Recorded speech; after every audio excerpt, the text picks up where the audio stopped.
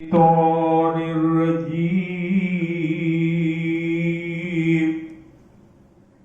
بسم الله الرحمن. جب بھی قرآن پڑھنا چاہیے تو عبوس پڑھنا چاہیے. اے اللہ شیطان کے شر سے اپنی پناہ میں لے لے. کوئی کام بھی کرنا چاہیے، شروع کرنا چاہیے تو بسم اللہ الرحمن الرحیم پڑھنا چاہیے، یعنی اللہ کے نام سے شروع جو بہت مہربان نہایت رحم والا ہے. ہم لوگ آج سورہ حامیم سجدہ، اس میں یہ مکی ہے، مکہ میں نازل ہوا یہ سورت، اور اس کے پہلے رکوع کو ہم لوگ اس کا ترجمہ اور تفسیر پڑھیں گے. یہ حامیم سجدہ، یہ سورہ کا نزول مکہ ہی میں ہوا، اور اس وقت میں حضرت حمزہ رضی اللہ تعالیٰ عنہ ایمان لائے، مسلمان ہو گئے تھے. تو مسلمانوں کی تعداد بڑھ رہی تھی اور کافروں اور مشرکوں کو پریشانی تھی کہ یہ ہم لوگ اتنی کوشش کر رہے ہیں، اتنا ستا رہے ہیں مسلمانوں کو، لیکن تعداد بڑھتی جا رہی ہے. اس حامیم سجدہ میں دو لفظ ہیں. حامیم یہ حروف مقطع ہے، اس کا مطلب اللہ بہتر جانتے ہیں، اور چونکہ رسول اللہ صلی اللہ علیہ وسلم نے اس کا مطلب بیان نہیں کیا، اس لیے دنیا اس کا مطلب جاننے سے قاصر ہے. اس کو حکم ہے کہ جیسا ہے ویسا ہی پڑھو، اس کے مطلب یا معنی کے پیچھے نہیں پڑھو، کیونکہ حروف مقطع ہے. حامیم. اور دوسرے لوگوں نے کہا ہے کہ یہ قرآن کا مزاحی ہے کہ عرب کے لوگ عربی جانتے تھے، پھر بھی یہ جو حروف مقطع ہے حامیم سے بنا ہوا ہے، وہ لوگ بھی اس کا مطلب نکال نہیں سکے. اس کا مطلب ہے کہ یہ انسانی کلام نہیں، اللہ کا کلام ہے. تو یہ عام کا یہ قصہ ایسا ہے کہ اس کا نزول اس طرح سے ہوا کہ خانہ کعبہ میں یہ جو کافر و مشرک تھے مکہ کے، وہ لوگ ایک طرف بیٹھے ہوئے تھے، ان کے سردار لوگ، اور غور فکر کر رہے تھے کہ کس طرح سے کون سا حربہ استعمال کیا جائے کہ جو اسلام بڑھ رہا ہے وہ نہیں بڑھے، وہ مسلمان کی تعداد گھٹتی جائے. اور اسی میں ایک آدمی آئے جن کا نام تھا عتبہ بن ربیعہ. یہ عتبہ بن ربیعہ ابو سفیان کے سسر کا نام ہے، خسر کا نام، اور ان کی کنیت ہے ابو الولید. ابو الولید ان کی کنیت ہے. یہ بھی سردار میں سے تھے. ان کو لوگوں نے کہا، انہوں نے ہی کہا، دو طرح کی بات آتی ہے کہ کچھ لوگوں نے کہا کہ وہ مشورہ کر کے بھیجا، اور کچھ جگہ میں ہے تو سیرت ابن اسحاق جو بہت پرانی سیرت نگار ہے، اور سیرت ابن حشام، یہ دونوں میں یہ واقعہ آیا ہے، اور بہت سے حدیث کی کتابوں میں آیا ہے، لیکن الفاظ کا تھوڑا ہیر پھیر ہے. تو واقعہ ایسا ہوا کہ عتبہ بن ربیعہ نے کہا، لوگ ایک جگہ ہے کہ ان لوگوں نے کہا کہ تم جا کے رسول اللہ صلی اللہ علیہ وسلم کو سمجھاؤ، اور رسول اللہ صلی اللہ علیہ وسلم دوسرے کنارے میں خانہ کعبہ ہی میں دوسرے گوشے میں بیٹھے ہوئے تھے اکیلے. تو عتبہ بن ربیعہ وہاں گیا اور وہاں سب تو رشتے دارے تھے یہ. انہوں نے کہا کہ تمہارے باپ وہ صحیح تھے یا تم صحیح ہو؟ تو ان کے باپ کا نام تھا عبداللہ. تو اس نے ربیہ نے کہا کہ عبداللہ صحیح تھے کہ تم صحیح ہو. اور اس کے بعد کہا کہ عبد المطلب صحیح تھے یا تم صحیح ہو. اور یہ دونوں جس کی عبادت کرتے تھے پوجتے تھے انہی کو ہم لوگ پوجتے ہیں. تو تم اپنے باپ دادا کو بھی غلط کہہ رہے ہو اور ہم لوگ کو بھی غلط کہہ رہے ہو کہ یہ پوجنا غلط ہے. یہ انسان کا بنایا ہوا ہے, خود ہی بناتے ہو خود ہی پوجتے ہو.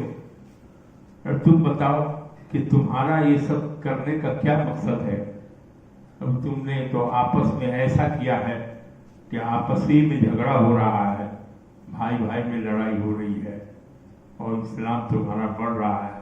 اور جو بات کبھی نہیں ہوئی, ہمارے باپ دادا جس کو پوجتے تھے اور اس کو تم اس کے خلاف بولتے ہو.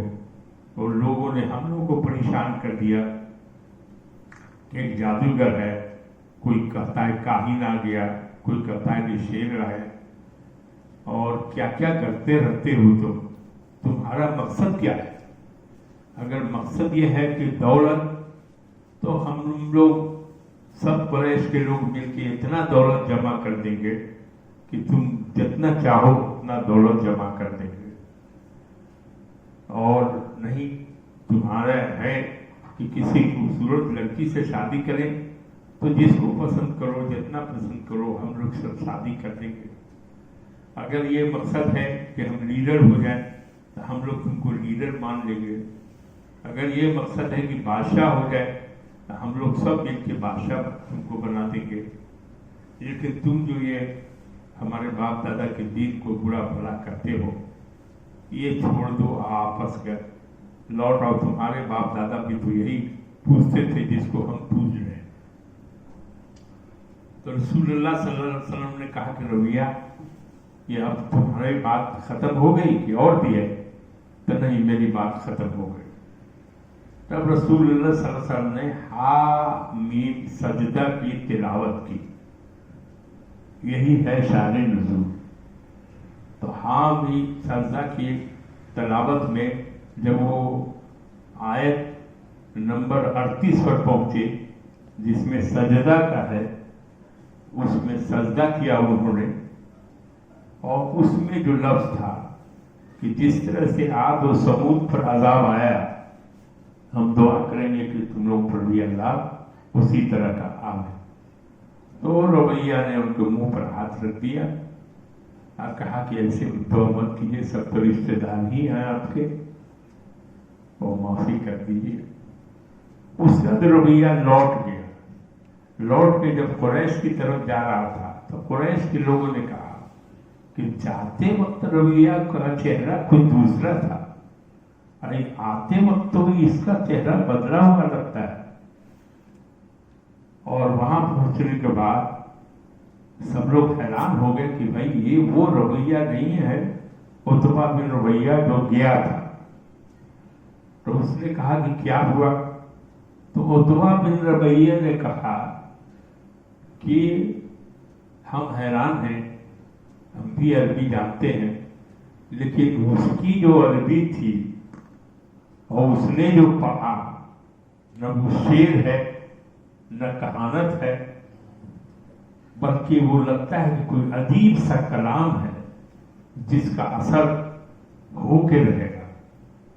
اور ہم تو ڈر گئے تھے. وہ تو عذاب کی آیت پڑھنے لگا, ہم نے اس کے منہ پر ہاتھ رکھ دیا, اور ہم جانتے ہیں کہ وہ جھوٹ نہیں بولتا ہے, اگر وہ عذاب کے لیے بول دے گا تو عذاب ہو جائے گا. تو ہماری رائے ہے کہ تم اس کو اس کے حال پر چھوڑ دو. عرب کا لوگ بھی دشمن ہے, اور قریش لوگ بھی دشمن ہیں. قریش لوگ جو ہیں وہ لوگ آپس میں کیوں لڑو گے, چھوڑ دو اس کو, رسول اللہ کو. اس کو اپنا کام کرنے دو.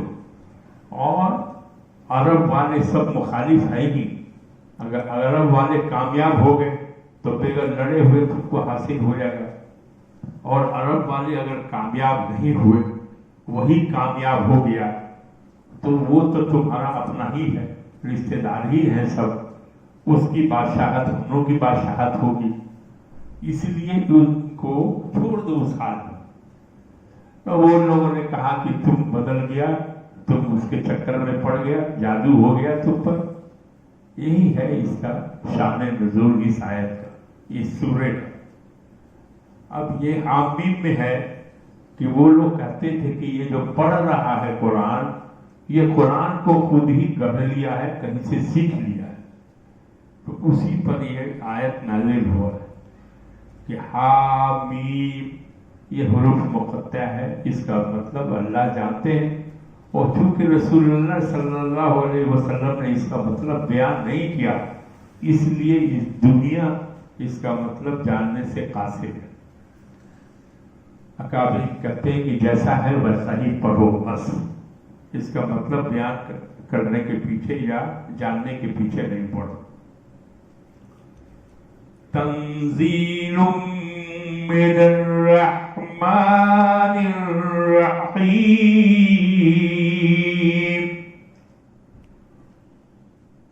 یہ قریش یا کفار مکہ کا جو الزام ہے کہ یہ قرآن خود ہی کرتا ہے اور کہتا ہے کہ یہ بات ہے، تو اسی کا جواب ہے یہ کہ یہ اللہ کا نازل کیا ہوا ہے. یہ کلام ہے تنزیل، نازل کیا ہوا ہے. کس کا؟ رحمان اور رحیم کا. اللہ کی یہ دو صفات ہیں کہ اللہ جو رحمان اور رحیم ہے، نہایت رحم کرنے والا ہے اور بہت مہربان ہے، یہ اسی کا نازل کیا ہوا ہے. یہ جواب قرآن نے دیا. کتاب فصلت آیاتہ قرآنا عربیا لقوم یعلمون.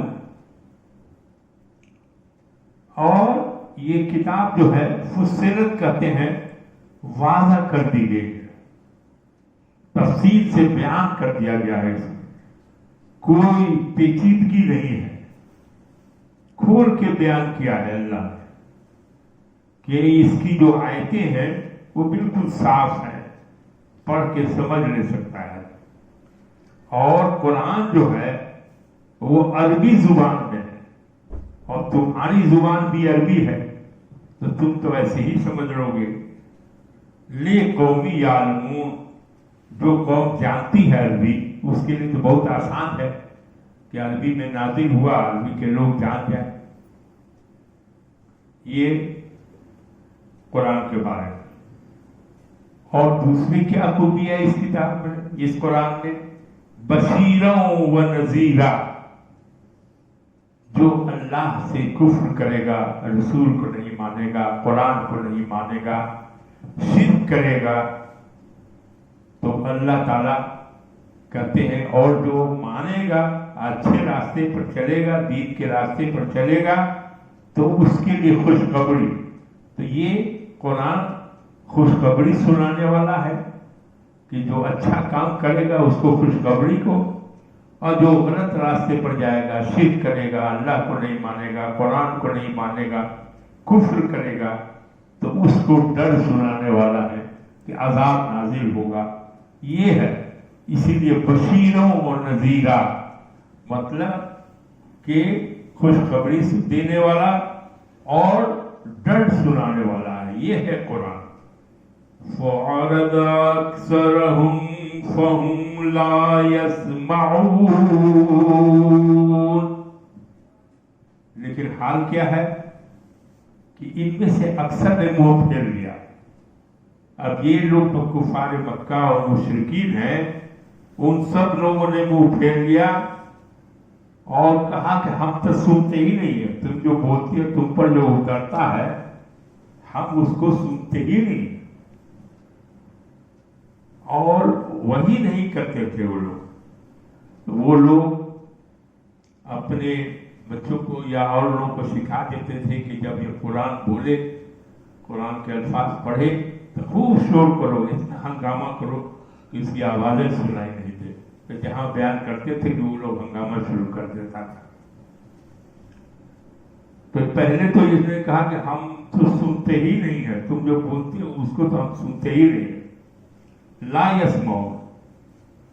وقالوا قلوبنا في أكنة مما تدعونا إليه وفي آذاننا وقر ومن بيننا وبينك حجاب فاعمل إننا عاملون.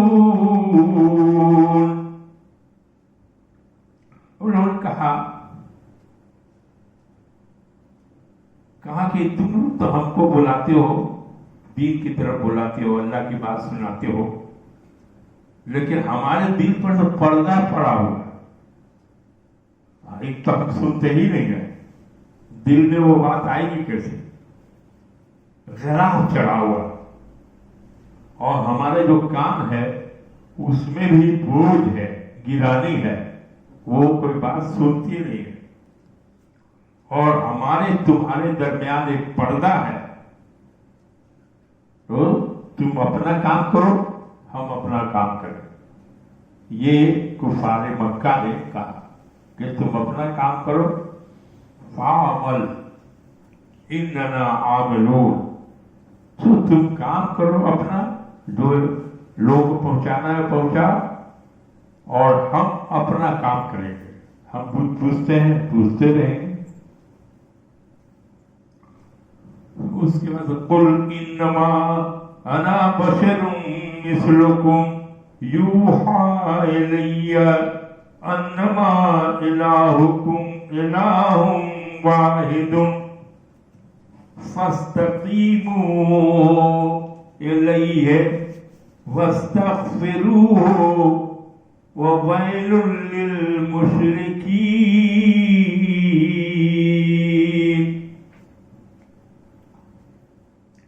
اب حکم ہو رہا ہے کہ بھائی آپ بتا دیجیے لوگوں کو، قُلْ إِنَّمَا أَنَا بَشَرٌ مِثْلُكُمْ. ارے ہم فرشتے نہیں ہیں، ہم کوئی اور دوسری مخلوق نہیں ہے، ہم تمہارے جیسے انسان ہیں، تمہارے جیسے بشر ہیں، کان ناک ہاتھ پاؤں ہوں. لیکن ہم میں تمہیں بڑا فرق ہے. وہ فرق کیا ہے؟ یوحا، کہ ہماری طرف وحی نازل ہوتی ہے، تم پہ نہیں ہوتی ہے. کوئی بھی بشر رسول اللہ صلی اللہ علیہ وسلم کے برابر نہیں ہو سکتا ہے. بشریت میں ہاتھ کا ناک پاؤں ہو، جسم وہ ایسا ہے. تو کہا کہ ہم تو تمہارے جیسا بشر ہیں، اور فرق صرف یہ ہے کہ ہم پر وحی نازل ہوتی ہے. کیا وحی نازل ہوتی ہے؟ انما الہکم الہ واحد. میری طرف وحی کی جاتی ہے یہ تمہارا معبود جو ہے وہ معبود ایکتا ہے. یہ تم اس کو پوج رہے ہو خود سے بنا کے، یہ کچھ بھی نہیں ہے، اس نے کچھ بھی بنایا نہیں. اور اس کو تم پوج رہے ہو، خود ہی بناتے ہو، خود ہی پوجتے ہو. اور اللہ نے سب کچھ بنایا، تو اللہ ہی ہے صرف پوجنے لائق معبود. وہ ہی ہے صرف اللہ، اور دوسرا کوئی نہیں ہے. تو اس لیے تم شرک مت کرو، تم دوسرے کی پوجا مت کرو، بس سیدھے رہو، اس کے حضور اللہ کی طرف متوجہ ہو جاؤ. اور تم نے جو گناہ کیے ہیں یا کر رہے ہو اس سے مغفرت مانگو، گناہوں کی معافی مانگو. وَيْلٌ لِّلْمُشْرِكِينَ. ویل ہے، ویل میری خرابی ہے، جہنم کا یہ ہے. کہ مشرکوں کے لیے جو اللہ کو چھوڑ کے دوسرے کو پوجے گا، شرک کرے گا، اس کے لیے خرابی ہے، وہ جہنم میں جائے گا۔ الذین لا یؤتون الزکاۃ وہم بالآخرۃ ہم کافرون، وہ جو زکوٰۃ نہیں دیتے اور وہ آخرت کے منکر ہیں۔ اور یہ پوزیشن ہے کہ وہ لوگ اللہ کو بھی نہیں مانتے ہیں، شرک کرتے ہیں، اور مرنے کے بعد حساب کتاب ہوگا اس کو بھی نہیں مانتے ہیں، قیامت کو بھی نہیں مانتے ہیں، اور یہ دنیا کی زندگی چند روزہ ہے، آخرت ہمیشہ رہنے والی ہے، تو آخرت کو بھی یہ لوگ نہیں مانتے ہیں۔ اور یہاں زکوٰۃ بھی نہیں دیتے ہیں۔ تو زکوٰۃ یہ آیت اتری ہے مکہ میں، اور زکوٰۃ فرض ہوا ہے 2 ہجری کو مدینہ منورہ میں۔ تو یہاں مفسرین کی 2 رائے ہیں۔ ایک ہے کہ حضرت ابن عباس رضی اللہ تعالیٰ اور اکرمہ ان کے شاگرد لوگ مجاہد، ان لوگوں نے لیا ہے زکوٰۃ کے معنی لا الہ الا اللہ سے، کہ تم پاکیزہ، مال سے پاکیزہ ہوتا ہے آدمی، تو پاکیزگی ہے، تم میں شرک سے پاکیزہ ہونے کے لیے لا الہ الا اللہ پڑھنا چاہیے۔ تم وہ لا الہ الا اللہ نہیں پڑھتے ہو، اس کی گواہی نہیں دیتے ہو۔ زکوٰۃ کا مطلب پاکیزگی نفس سے لیا ہے انہوں نے، اور دوسرے لوگوں نے مال سے بھی لیا ہے۔ تو یہ فرق ہے اس میں، جس میں ابن کثیر کہتے ہیں کہ صاحب یہ روزہ، نماز، یہ سب کچھ جو ہے زکوٰۃ وغیرہ تو سب میراث میں ایک ہی بار ہو ہی گیا تھا سب کچھ۔ اب یہاں پر ہے کہ اب وہ تو غیر مسلم تھے، ان پر تو زکوٰۃ فرض نہیں تھا، یہ تو مانتے ہی نہیں تھے اللہ کو، تو ان کا یہ حکم چلے گئے بہرحال۔ اور یہ آخرت کو بھی نہیں مانتے تھے، تو جو آخرت کو نہیں مانے گا وہ کافر ہے، آخرت کا انکار کرنے والا، تو یہ سب تو جہنمی جائیں گے۔ ان الذين آمنوا وعملوا الصالحات لهم اجر غیر ممنون۔ اور ہے کہ ان الذین، بے شک جو لوگ ایمان لائے، اب کیسے بھلائی ہوگی؟ تو جو لوگ ایمان لائے گا اللہ پر، کتاب پر، رسولوں پر، قیامت پر، آخرت پر، یہ سب جو لائے گا اور عمل کرے گا، کیسا عمل کرے گا؟ تو ایمان لائے گا اور اچھا عمل کرے گا، عمل صالح کہتے ہیں۔ تو جو لوگ یہ کرے گا ان کے لیے اجر ہے، جنت ملے گا ان کو۔ کیسا اجر ہے؟ نہ ختم ہونے والا، کبھی نہیں ہوگا، ایسا اجر ان کے ساتھ ہے۔ اس لیے یہ لوگوں کو ایمان لانا چاہیے اللہ پر، اور شرک چھوڑنا چاہیے، اور عمل صالح کرنا چاہیے۔ یہی رکن نمبر 1 جو ہے یہی تک ہے۔ تو اس کا ہا میم سجدہ کا یہ رکن نمبر 1 ہے، اس کو ہم لوگ نے ختم کر دیا۔ کچھ پوچھنا ہو تو پوچھو۔